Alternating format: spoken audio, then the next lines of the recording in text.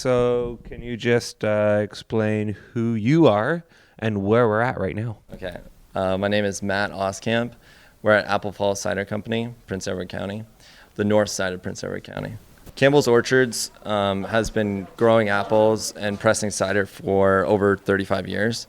And Amelia Campbell, my partner and my girlfriend, she is the daughter of the farm. So it's kind of been our job now to take the family business to the next level, or at least put our own little spin on that. And we did that with hard cider. So we use all 100% Campbell's Orchards apples in the fermentation process, and we do everything from, picking, growing, pressing, fermenting, aging, bottling, and of course drinking, all right here. So yeah. And then you've got all the other things that add to it, all the fresh produce. You've got some food options for people out there on the day of. Looks like some tour stuff as well. Place for the kids. It's a whole package here. Absolutely. It's a family-friendly venue, right? We're first and foremost like the Campbell's Orchards country market, right? So that brings in a lot of families. We have wagon rides. We have corn mazes. There's pick your own apples. The list goes on and on, different events that are happening throughout the year. It's not just in the fall too. We're open all year round. So the Hard Cider Company got started just a little while ago. You've done sort of 3 rounds of batches and so on. How is that process getting up and going? And where do you see yourself moving towards? Yeah, we just got our license to sell in March, but we were pressing, so that started that would have been the fall of 2016. And, we had been making cider for a long time, but never on a commercial scale like this. So even that alone, there was, at every moment, there's always some new obstacle to overcome, which is something that we really enjoy about this business, is that there's always problems to solve. So we find that, very enjoyable. Like you said, we did our first 3 batches that are now all sold out. They went over very well, and it's kind of just up to us to reproduce what we did that first time, like to recreate that magic. I think our initial ferment was over the winter, which was much easier because we had temperature kind of on our side. Things happened very slowly, and that was just sort of lucky. Now we tried to do a second ferment, or we did our second one that we pressed in the spring, and now we had to ferment over the summer. So that added some extra challenges, right? Like I had to research temperature control, and we had to buy some new tanks that were able to cool the cider down to make sure that we kept those temperatures consistent, so we could get the final product to be just as good as the first time. Is there a hopeful outcome of where you'll find the product available coming down the road? Honestly, right now, it's not very advantageous for us to get anywhere like the LCBO, right? Like that's a question that I get a lot asked is, oh, can I get you guys an LCBO? Right now, I don't know how political or you want to get, or with the legislation and the red tape that is involved with that, and also the taxes that happen with that.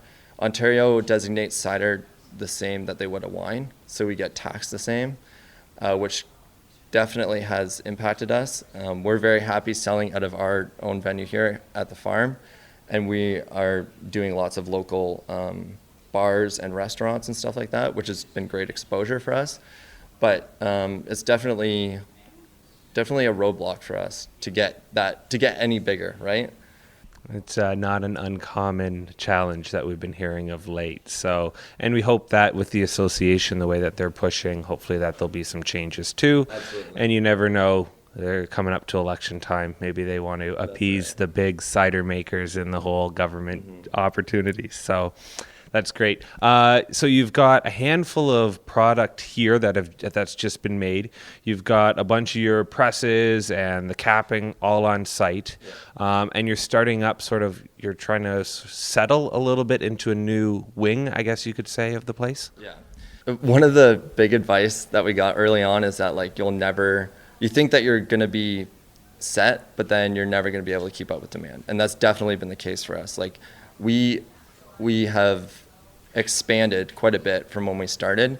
We have a new addition going onto our cider house that we're going to fill up with some tanks. But I can already see that kind of only being a Band-Aid solution, and we're going to need a bigger facility. Anyways, there's talk of putting up kind of where our garage is right now. We're going to make that into maybe a bigger facility for production, and then turn our cider house into the tasting room. So we still want to be, closely tied with the orchard, but it is nice to kind of separate ourselves because we are our own business, and this is something that Amelia and I are trying to do, for the future long term. And you mentioned when we were doing a little bit of a walk down, and if you want to see the photos, they're on the website, that you've actually had a lot of support from people. How important is being in the county to you as an organization? Yeah, the county has been absolutely amazing. When we were starting, there was lots of doubt about what to expect and all this other stuff. We could just go up to any of the wineries or the breweries in the county. We got great advice. Chris from Empire has told us, he gave us a lot of advice when we were starting out, what to expect, and how to do a lot of the red tape, going through the AGCO applications and all that stuff. It was very helpful with that, as well as Hinterland and County Road Beer. They went even as far as lending us tanks to get our first batch kind of off the ground when we realized that we had no tanks to rack any of our cider into, and they came through amazingly. We've borrowed capping machines from them, and anytime there's little hiccups along the way, everyone's just a phone call away, and super nice, always eager to help, which is great. I think a lot of people have the mentality that one more success in the county is just adding, more to everyone else. So it's a win-win along the way. And there's lots of associations that are popping up around here now, where we're really trying to harness everyone's sort of potential. Very cool. And I guess just to wrap up, how did you get into all of this? And did you sort of see yourself even a couple years ago doing something like this? Not at all, actually. I am a software developer by trade, so it has very little to do with fermenting cider. But actually, Amelia and I Amelia's had the orchard forever, right? We took a trip in 2012 to the Olympics, which were in London, England, and we were amazed at how prevalent cider was over there, right? Cider's on tap. Everyone's just talking about cider all the time. We're drinking this stuff, and it's amazing. And Amelia and I were sort of looking at each other we could do this over at home. This is kind of before the big cider craze as well. So we started out doing that. Since then, just kind of making cider for fun and giving it to our friends and stuff like that. And everyone was like, this stuff's actually pretty good. So yeah, we just bit the bullet and went full in. And we've seen almost a double or triple of the number of places selling cider, and it's just continuing to go. So I wish you all the best as we move forward here. And, going into the winter, it looks like you got a little bit of product. So hopefully people will stop by during then as well. That's right. Thank you very much. Thanks for having me.